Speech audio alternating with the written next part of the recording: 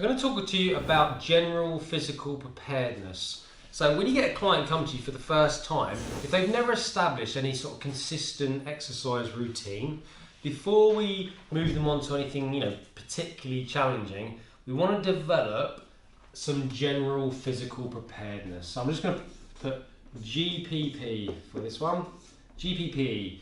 So that is going to cover numerous different components. So under the heading of GPP, we're going to be looking at improving work capacity. So when I say work capacity, what I mean is capacity.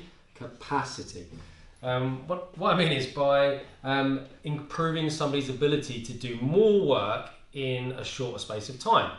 So when you first start going to the gym, you do an exercise and you need to have quite a long rest, go to the next one, long rest, go to the next one, long rest. And it's one of the first things I noticed with my clients. I remember a chap I just first started training last year, Chris. Chris is watching this, hope you don't mind me talking about this. But I remember, kept regularly having to leave the gym, stand outside, go for a walk, feeling a bit nauseous, feeling a bit sick. And then over time, his work capacity improved. So he didn't stop once, and we could pack so much into the same space of time. So that's one of the things that we're looking to cover first.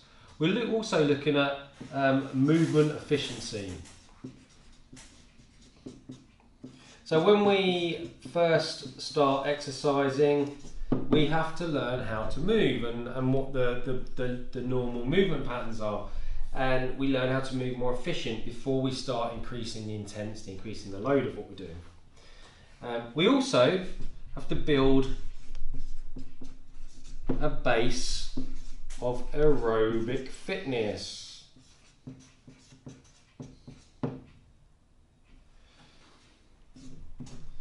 So this basically means that we work on developing our cardiovascular system so that we're getting less out of breath and we can maintain exercise for longer periods of time without having to rest.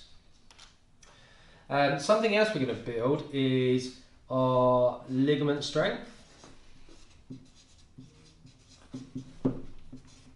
And we're also going to be building our tendon strength.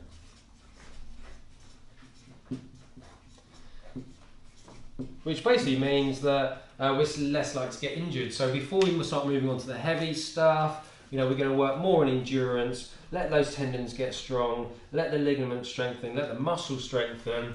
So we've got a good base level muscle endurance, aerobic fitness to use as a foundation for our next phase.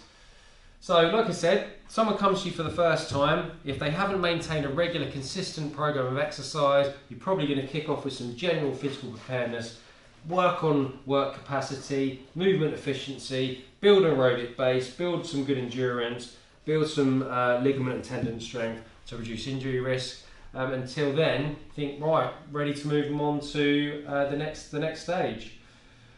Now, how do we do that? Well, one of the best training systems you can use for working on general physical preparedness is circuit training. Circuit training is fantastic for working on general physical preparedness. So, if I give you a little bit of the history of it, it was introduced around, I think, the 50s, about 1953, by Morgan and Anderson at Leeds University. They basically created this circuit of 9 to 12 stations that covered all the major movement patterns and muscle groups so that you could exercise as a group and you could move from one stage to the next. Now we can still use circuit training on one-to-one basis, but the idea being is you stay at a station for usually a time period, then you move on to the next one. And what I like about circuit training is you can actually have a circle of resistance training stations, no traditional cardio, but because you're moving from one to another with minimal rest, it keeps the heart rate elevated, so you build that aerobic base whilst building the muscle endurance. So let's see how you go about planning that. Now, what I like to do is plan my circuits based on movement patterns. So you could have a pushing station, which might be like press-ups, for example. You could have overhead pressing. You could have chest pressing. So anything that's going to involve our upper body pushing muscles. From there, we can move on to a squatting station.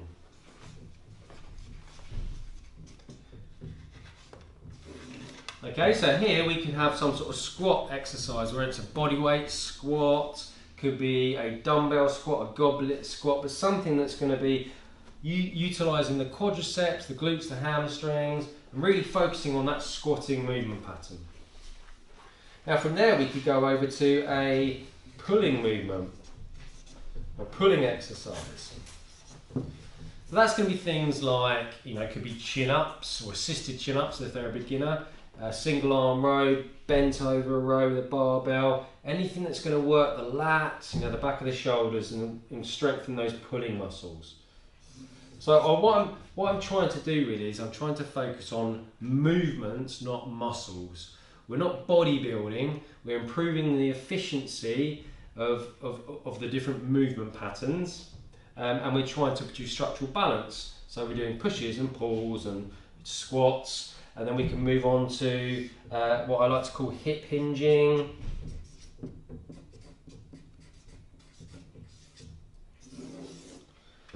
Now hip hinging is this movement here, so where you're hinging from the hips. And this is important because it strengthens the hamstrings and glutes, but we do have to do some hip hinging in our day-to-day activity. So if we're picking stuff off the floor, so classic hip hinging exercises are going to be things like deadlifts, whether it's with a dumbbell, a barbell, some sort of heavy bag or whatever. So that's going to be a really great one to put into the circuit as well. And then we can come to maybe like a core station here. So something that focuses on core. Now, nothing wrong with doing abdominal curls, but a more what we call functional movement might be something where we work the core isometrically. So you've probably heard of planks. Planks are where you're sort of lying supine on the floor with your hips raised, resting on your elbows, holding that position. There's no movement, you're just keeping that core engaged, staying solid. So you're resisting movement with a plank. So that's quite a good one. You could do things like wood chops as well, which is probably a bit more functional again than the abdominal curl, because we tend to pick things up and move them into higher places, and that would simulate that. Now, as I said, not only is this going to improve movement efficiency, it's balance, because we're hitting lots of muscles here. We're hitting the quads, the glutes and hamstrings, we're hitting the glutes and hamstrings there. We're doing shoulders, triceps, chest, we're doing back, biceps, chest, triceps, shoulders, core muscles. So we're working all the muscles in the body, we're improving movement efficiency, and with the nature of moving from one station to another, we're also going to keep the heart rate elevated. So we're going to work, aerobic fitness. So when you're trying to work on your general physical preparedness, circuit training is probably your go-to training system.